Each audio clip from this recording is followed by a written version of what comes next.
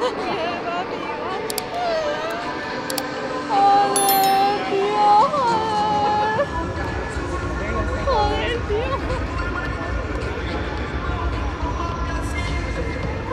tennis world is losing its mind right now, and honestly, it is kind of entertaining to watch.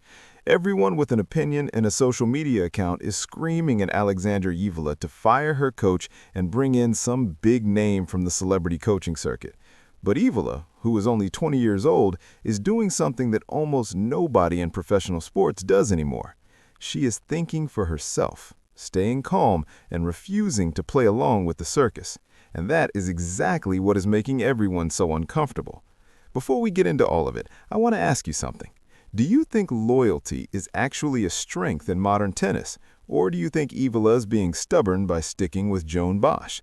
Drop your thoughts in the comments because this is a conversation worth having. If you are new here and you enjoy real, honest breakdowns of what is actually happening in professional tennis without the noise and the clickbait, hit that subscribe button and turn on notifications. We do not do drama for the sake of drama here. We do the truth. Now let us get into it. Something strange has happened in the Women's Tennis Association over the past several years. Coaches have stopped being long-term partners and started being something closer to scapegoats. A player loses a match in the second round of a major tournament, and within 48 hours, her coaching staff has been cleared out. A forehand starts breaking down during a random Tuesday practice session, and suddenly a new name is being linked to the player's box. It has become almost reflexive, this idea that whenever something goes wrong, the coach must be the problem, and a new famous face must be the solution. The media absolutely loves this cycle. Every time a top player parts ways with her coach and links up with someone like Brad Gilbert or Sasha Bajin, it becomes a whole storyline. There are analysis pieces, social media debates, and endless speculation about what the new partnership will unlock. It creates the feeling that something is happening, that progress is being made, that the player is evolving. But a lot of the time, it is just noise. It is the illusion of forward movement without any actual substance behind it. These celebrity coaches come with massive reputations and even more massive price tags. They have coached Grand Slam champions, they have iconic photos and players' boxes at major tournaments, and they give really good interviews. But what they often do not have is a deep, personal understanding of the specific player sitting across from them. They come in, identify a few technical things they want to adjust, leave their fingerprints on the game, and then collect a significant portion of the prize money. When the player goes through an inevitable rough patch, which every player does at some point, these coaches often move on to the next exciting project. It is a cycle that costs players a lot of money, a lot of time, and in many cases, a lot of their natural game. Alexandra Eala has looked at this entire system and decided it has nothing to offer her, and the tennis establishment genuinely cannot figure out what to do with that. The thing that makes the whole situation so interesting is that people are talking about Eala like she is making some kind of emotional, irrational decision by staying with Joan Bosch, like she is being naive or sentimental. But when you actually look at the history between these two people, the decision makes complete logical sense, not just emotional sense. Joan Bosch was not somebody who appeared in Eala's life after she started winning matches on the main tour. He was not introduced to her when the Nike sponsorship came in or when she started getting courtside cameras following her around. He was there when she was 13 years old. She had just left the Philippines, left her family, and arrived at the Rafa Nadal Academy in Mallorca, which is one of the most demanding training environments in the sport.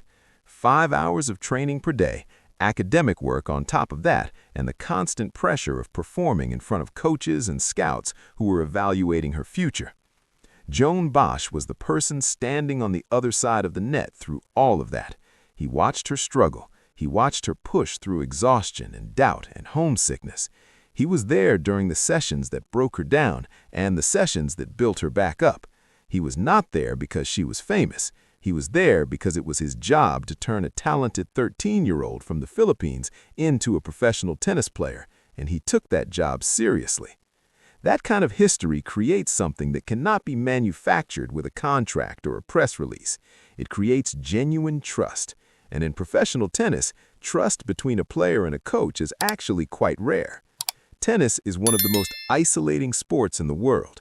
When you're on court in the middle of a major match, there is no team around you, no coach whispering in your ear between plays, no timeout you can call to reset. It's just you and the opponent and the crowd. The only moment you get to connect with your team is when you look up at the player's box during a changeover. In that moment, who is sitting in that box matters more than most people realize. When Eala is down in a deciding set, when her body is exhausted and her mind is under pressure, she needs to look up and see someone whose face immediately communicates calm and confidence. She needs someone who has seen her at her absolute worst and still believed in her. You cannot fast-track that level of psychological security. You cannot buy it by writing a big check to a famous coach who has never seen you cry on a practice court. The people calling for Eala to make a coaching change are also strangely ignoring what her game actually looks like and where it came from. Her style of tennis is built entirely on the Spanish clay court philosophy.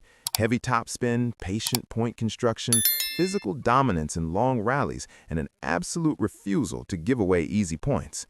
It is a system that requires not just technical skill, but a very specific mindset and a very specific type of conditioning. That system was built by Joan Bosch.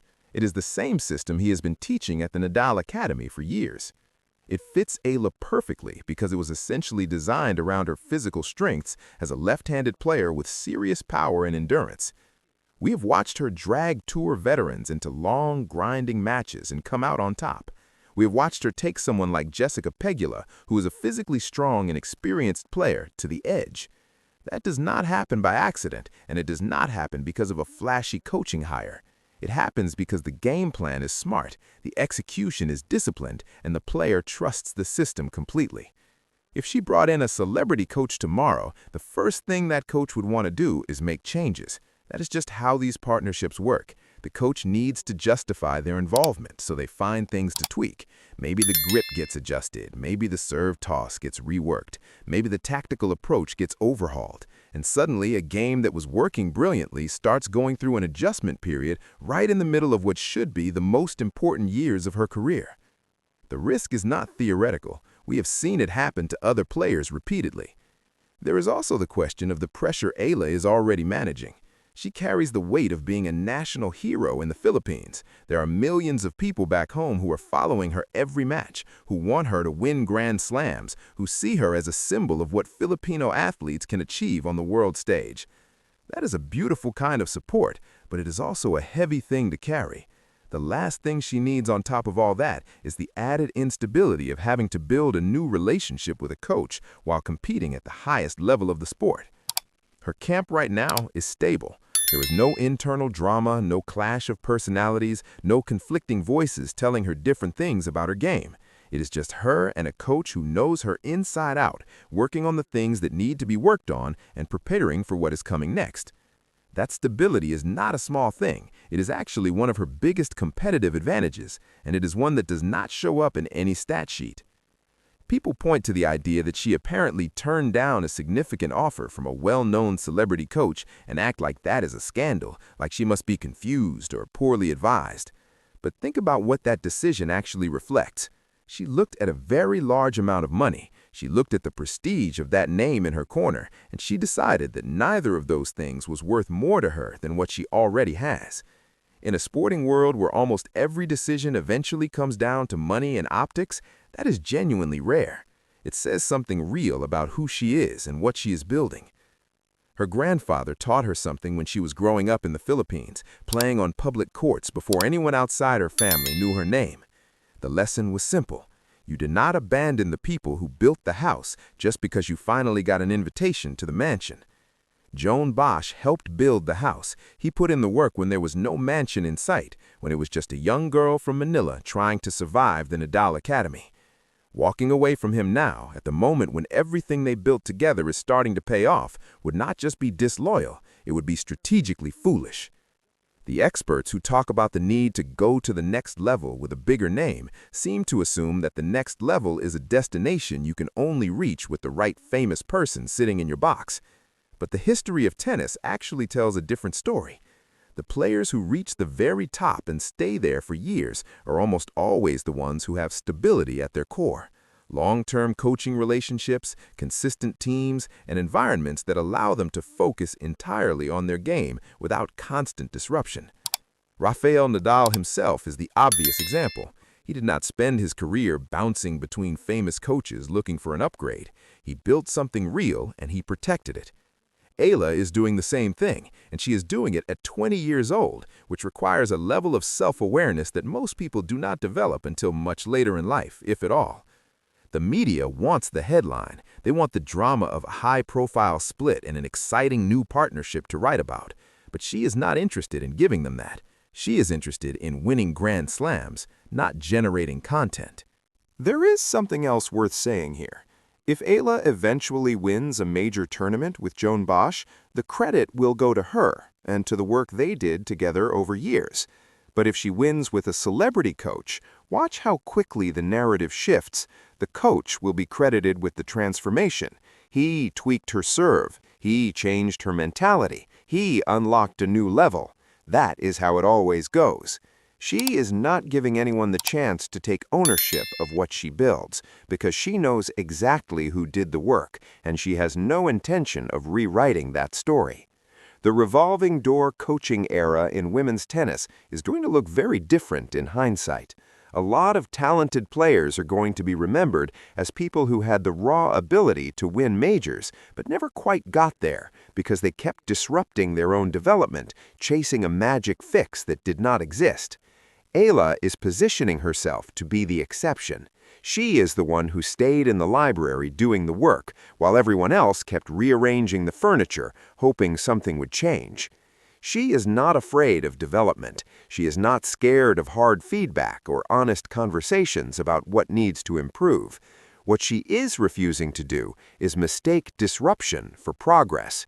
Changing a coach is very visible, and it generates a lot of attention. But visibility is not the same as improvement, and attention is not the same as results. Joan Bosch is not just a tennis coach to her. He is the person who was part of forming her as both a player and a person during some of the most formative years of her life. That relationship is a genuine asset. It is arguably one of the most important tools she has available. The security it gives her, the depth of communication it allows, the complete absence of ego or agenda in their working relationship, all of that translates directly to how she performs when the pressure is highest. She is one of the most exciting players on the WTA Tour right now. She is getting better every month. Her ranking is rising, her results against top players are improving, and her mental toughness in tough moments is becoming a real signature of her game. None of that is broken. None of it needs to be fixed, and she is smart enough to know that. The next time a headline appears about her rejecting some enormous offer from a famous coach, do not read it as a story about stubbornness or missed opportunity. Read it as a story about a young woman who knows exactly what she is doing, who built something real with a person she trusts completely, and who has the confidence and clarity to protect it no matter what anyone else says. She does not need a celebrity in her corner. She already is one. She just needs the person who knows her game better than anyone alive, and she already has him. That is what makes her genuinely dangerous. Not just the forehand, the mind behind it.